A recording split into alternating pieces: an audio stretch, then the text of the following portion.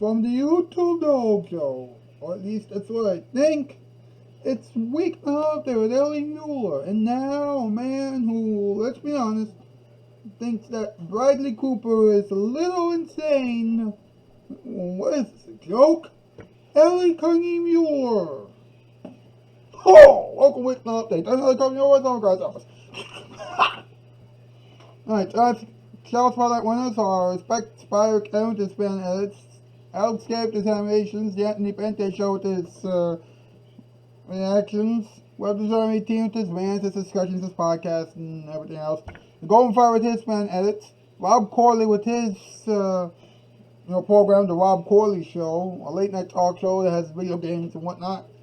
Mustache Tom with his video gameplays and whatnot, and Lex Brooks with his gameplays and his honest, and I do mean honest, discussions, about whatever he has on his mind. So, check them all out if you want to, and, let's get this over with.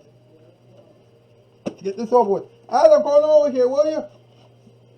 Now, this show may not make sense, and I apologize, but, we worked hard to get this thing together.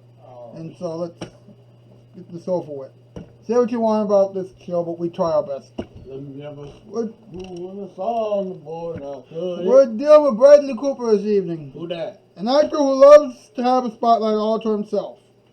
And why should anybody care? Here's something odd. He turned down the chance to do more episodes of Alias, the show that put him on the map, because he hated being sidelined. In other words, he would have 2 episodes on, and then he'll have the rest of the season off, and then he'll have another 2 episodes, and then off, and then... Oh, he wants like a constant gig. That's right. Both people want different things. Shit happens. Yeah, but what they had right there, that's a real reason to quit. Some people were just... some people quit for that, and some people quit because they work too much. Right. Now, not a lot of people believed that he could be a great musician. Not even songwriter Jason Isbell, who worked with him on A Star Is Born, on the movie A Star Is Born, or in the movie, I should say. Okay. And he thought that he might not be able to deliver a note or a song. He was moving wrong. All I gotta say is, good for him. Never trust a songwriter, because they practically lie almost all the time. They would say it says something is going to be a smash hit, and it ends up being a huge bust. You never know, Eli. It depends on the time frame. Well, it also depends on the songwriter. Like a Wild Wild West song, it won't do well not nowadays. Now will it? No, it won't. That's of course your Billy Ray Cyrus. Let's do a top 8 list. Let's go, huh?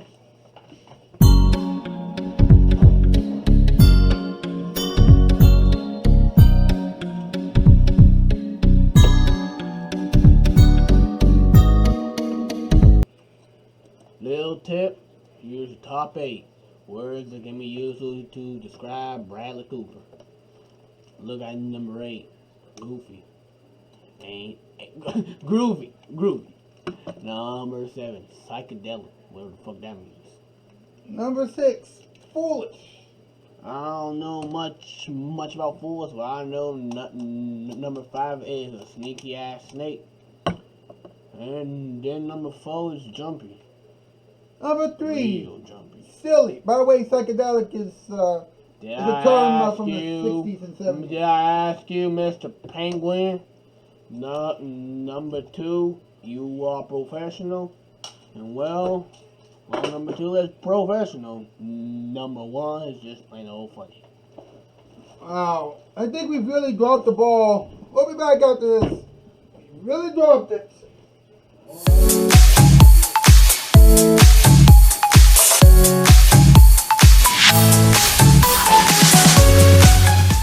4 eyes. There's laser eye surgery. Later. Hey, dude. Ah! Oh! Ah! Dance.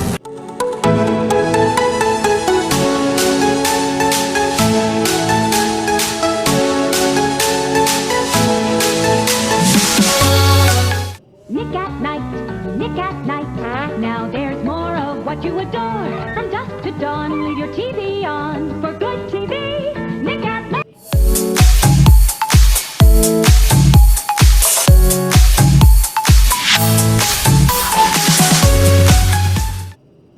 There are so many people on TV trying to look like Empire. It reminds me of the story about the guy who bought a rowboat and a captain's hat to go with it.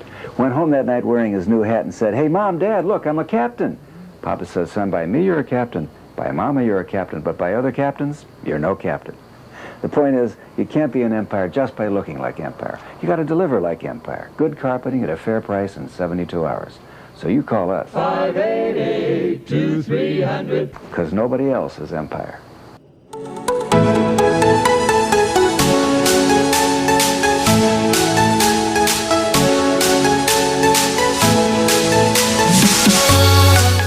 Nick at Night, Nick at Night. Now there's more of what you adore. From dusk to dawn, leave your TV on. For good TV, Nick at Night.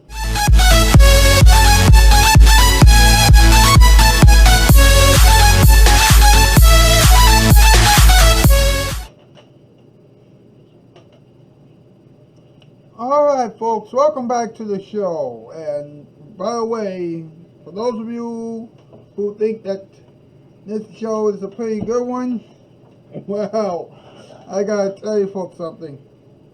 You know, it's like, you know, the way I see it, it's either this or watching paint dry. And let's be honest, the last time that any real late night talk show host that's been entertaining, you know, was a few years ago. No wait. Johnny Carson was funny. Dave Letterman was funny. Craig Ferguson was funny. After all those people left, you know, you basically have nothing else to watch when it comes to late night TV. So we welcome you here. What can you do? Let's have some talking time. Let's talk about it, huh?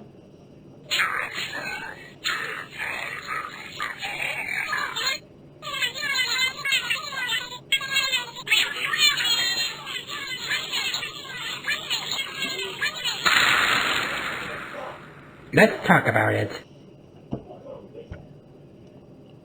Okay, once again, we gotta tell you about the history of talking time. HOA BBC, before the Common Era. You know, or words to that effect. You know what? You know, before then, people used hand puppets to communicate. And apparently, if they wanted to make noise, they would have to lift their legs. I'm sorry, but that's what I had in mind. Then, 8:08, 8:04, AM, PM, morning, afternoon, evening, nighttime, all times of the day, or words to that effect. The chickens and lickens came together. Let me tell you something, boy.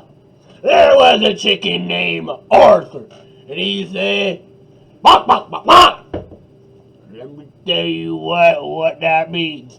Dog time, everybody, dog time. Oh, I can't stand this. Ow.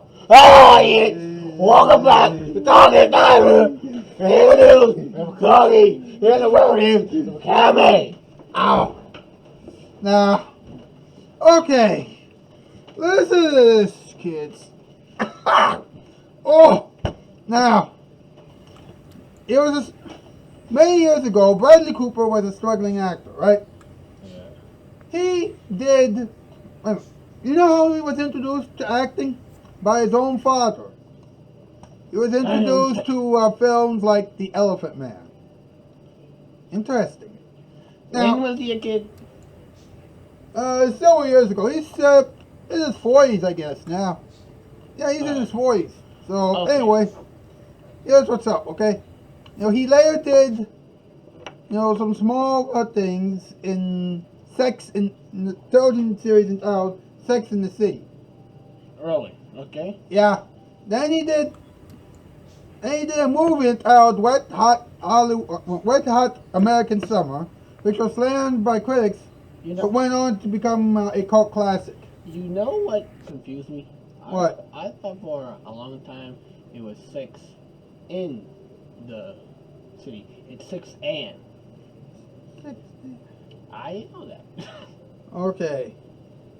Sex and the City. Yeah. Now listen to this, okay? He did a show entitled Alias, which also starred Jennifer Garner. Who that? I didn't ask you who that was. Go on. Now, here's what's odd, okay? What?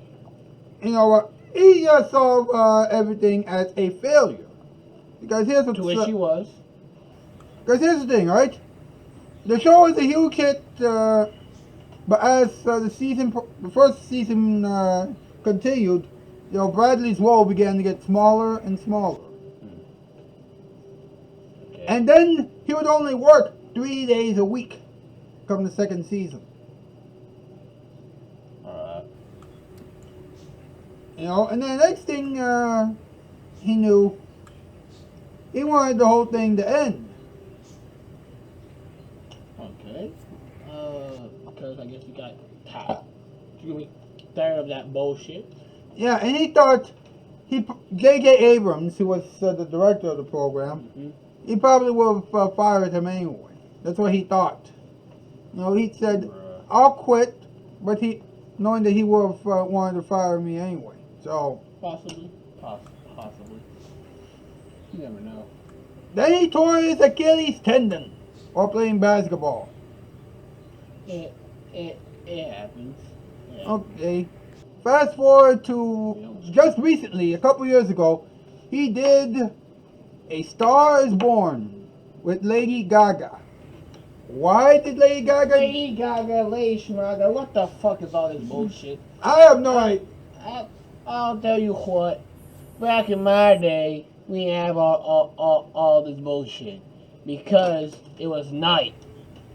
Okay, now, singer and songwriter Jason Isbell, It was night. had written a song entitled "Maybe It's Time," for the film, right? And it was supposed to be performed by Bradley Cooper's character, musician Jackson Maine. Now, Isbell thought that he didn't know if he could deliver the vocals. Vocals?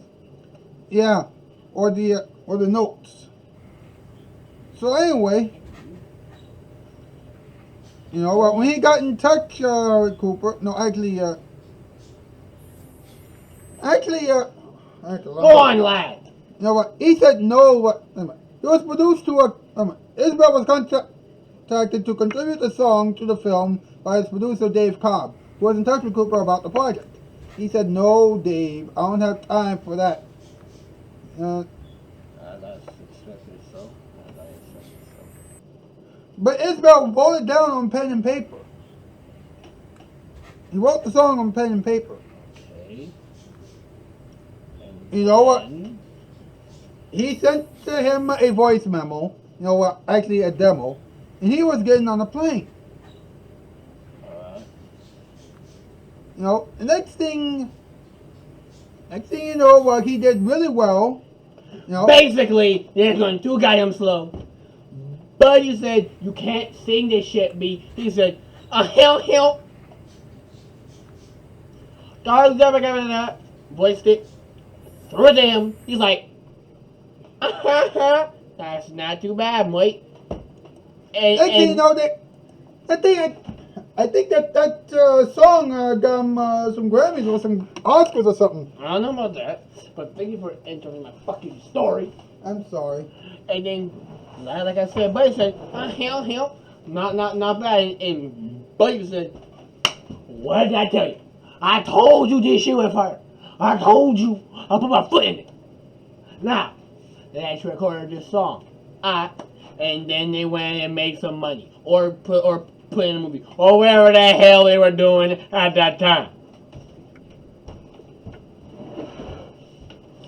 Well, folks, that is it for the evening. Thank goodness. Because for a while I was getting a little winded. No, wait, not that, but whatever. I'll see you tomorrow at the news. I'm out, peace. Bye bye. Nick at night. Now there's more of what you adore. From dusk to dawn, leave your TV on for